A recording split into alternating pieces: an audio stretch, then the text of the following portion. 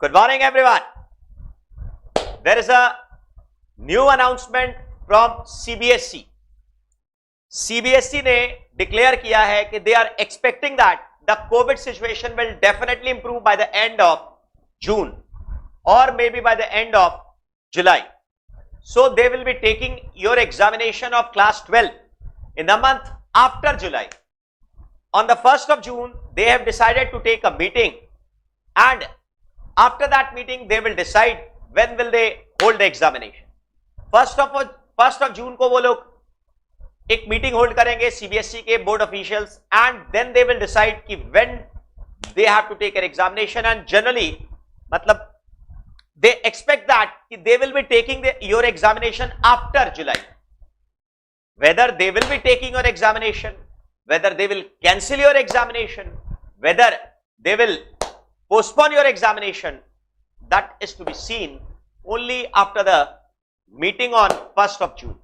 Till that date, you have to keep studying for chartered accountancy, so that when the class 12 examinations are conducted, you will concentrate upon class 12 examination for at least 1 month, 1.5 months, and then after class 12 examination gets over, you will start studying for chartered accountancy. मैंने कहा अभी आप CA की पढ़ाई पर focus करिए. Examination में 1 month 1.5 month आप क्लास 12 के एग्जाम पर फोकस करिएगा, और उसके बाद में जाकर आप क्लास 12 के बाद खत्म होने के बाद में आप चार्टर्ड अकाउंटेंसी को फोकस करिएगा. और उसी हिसाब से हम लोग अपना पढ़ाई भी कर रहे हैं.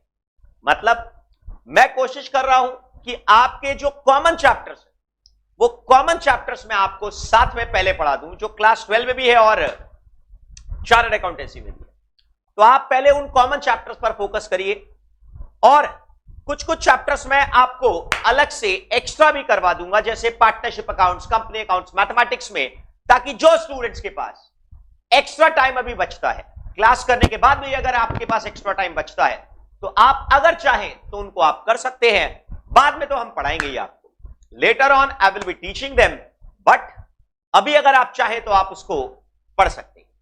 तो ये आपके लिए बहुत जबरदस्त न्यूज है. सीबीएसई का examination hopefully will be conducted in the month of August. Hopefully I am saying they will decide on 1st of June.